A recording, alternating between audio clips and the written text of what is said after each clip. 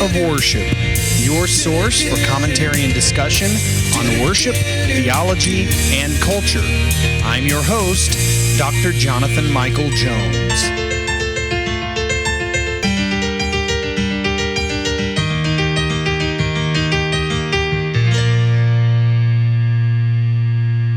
Well, good day to you, good morning, good evening, whatever time of day it is, whatever time you choose to listen to this podcast. This is Dr. Jonathan Michael Jones here with you on the Act of Worship podcast, and I am thrilled to be continuing through this Psalm project, and I can't believe that we have made it this far. We are in Psalm 123 today. I have finished Psalm 124. So we have 26 Psalms left. It seems like not that long ago. I was just beginning this project, and really it has been a while. It'll be nearly a 2-year project. But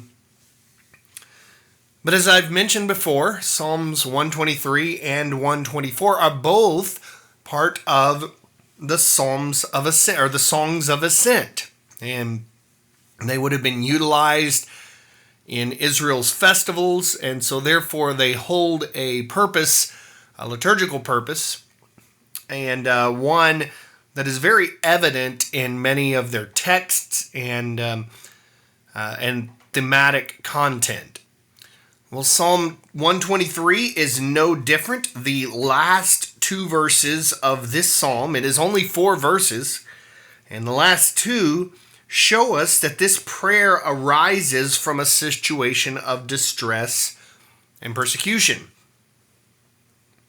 Let me read for you the 4 verses of Psalm 123. Obviously, my commentary is going to be short. The setting is short as well, but it turned out to be really a gorgeous setting, a very meditative setting of Psalm 123. Let me read for you the text of Psalm 123. To you I lift up my eyes, O you who are enthroned in the heavens.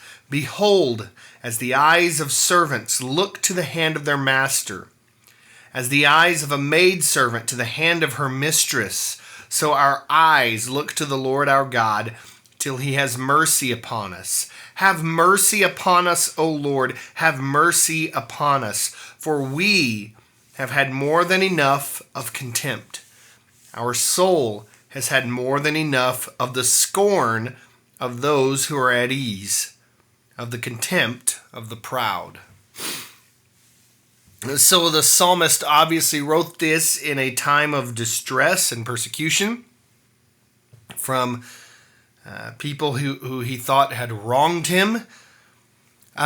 Some translations, rather than using the term servants, now I'm reading from the ESV, some translations instead of servants will use slaves. And realistically, that is probably a better translation. And in the musical setting, I chose to go with the word slaves rather than servants. What I did there is link it more to New Testament writings and themes by doing that. In the New Testament, when the word doulos is used, it is slave. However, many English translations have chosen to use the words servant or bond servant. When Paul says, I, a servant or a bond servant of Christ, usually the word is doulos, and it is slave. There are, I believe, 11 different words that could be translated as servant in the New Testament, and none of them are doulos. Doulos did mean slave, and there are those that would argue, well, that's the same thing, and it really is not. A slave was a slave not by choice, but by their master's control. A bond servant, what would happen in New Testament in biblical times, a bond servant often was previously a slave, and then at some point were freed, but made the decision to remain with their master. And so they became a bond servant at that point. So there is a difference in slave and bondservant, and in my opinion, the idea of a slave who is controlled by a master is more realistic for us as Christians. That is really the idea of who we are in Christ. We are slaves to Christ. We are owned by Him. We are controlled by Him. Now, so in our Western context, the ideas that we have of slaves, that could cloud that sort of picture. We might picture a slave master or a slave owner as someone who is unjust toward their slave, and that's not the idea we need to go with. So, because of slavery and what we've experienced in Western culture in the past few centuries, yes, there has been wrongs committed. There have been wrongs committed in Western culture surrounding slaves. But biblically, in biblical times, a slave did not necessarily have injustices committed toward them. Yes, that happened with the people of Israel, the Hebrews, when they were in slavery, in bondage in Egypt. But often, masters were good to their slaves. And in saying this, I am not at all justifying owning people as slaves. That's not what I'm saying. But sometimes we have a different idea because of what we've experienced in Western culture. It clouds our judgment on slavery in biblical times. There were many times when a slave would choose to remain with their master. Now, why would you remain with your master if your master was not good to you? And so in this psalm, Psalm 123, as I mentioned, some translations, instead of using the term servants, will use the word slaves, and I think it is a better reflection of what the psalmist is going for here. When you read this psalm, you realize that, okay, let's suppose that the term slave is used, that there is not any injustice going on here. Behold, as the eyes of slaves look to the hand of their master, as the eyes of a maidservant to the hand of her mistress, so our eyes look to the Lord our God till He has mercy upon us. So this is a metaphor. This is an analogy of a slave looking to his master, his or her master, for mercy. And in the same way, we look to God for mercy. And so this is not a slave owner that is committing injustice toward the slave. So I have chosen to use this term purposely in the musical setting. So don't be thrown off when, even though in my ESV translation it uses the term servants, I have gone with slave. And if we could get the idea out of our minds that in biblical times slavery was always bad. There were times when the master was incredibly good to his slave. So moving on from that, that's not the purpose of the psalm. Let's get into the psalm in Psalm 123. Verse 1, to you I lift up my eyes. In other words, I know my help comes from you, and so even though I am in the pit, I am in distress, my eyes will be focused on you, O Lord. O you who are enthroned in the heavens.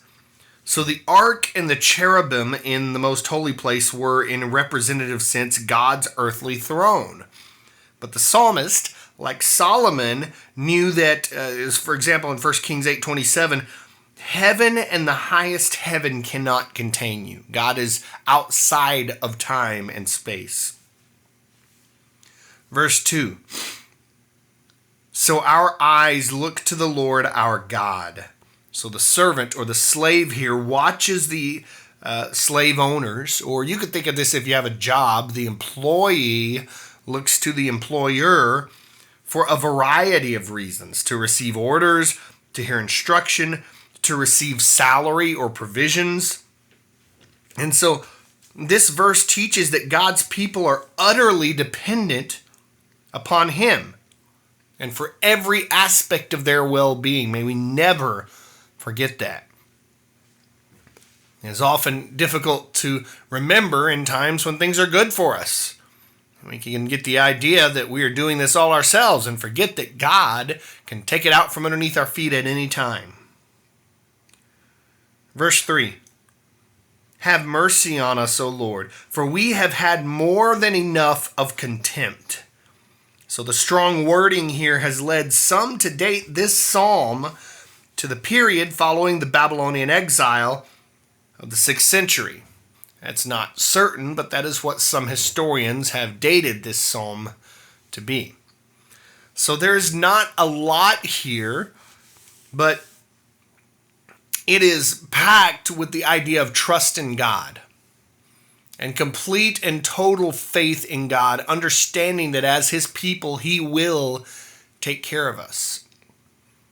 And so, as you could say, as the slave or as the employee or whoever, as these people look to those above them for their provisions, for their guidance, in the same way we look to the Lord, because we know He provides for us and He guides us.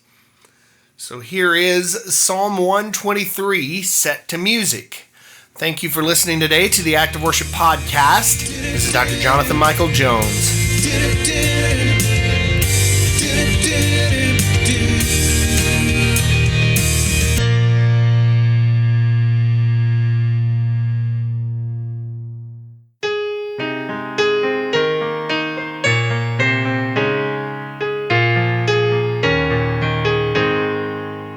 I lift my eyes to you, enthroned above the skies, as slaves look to their master's hand. To you I lift my eyes, as to her lady's hand.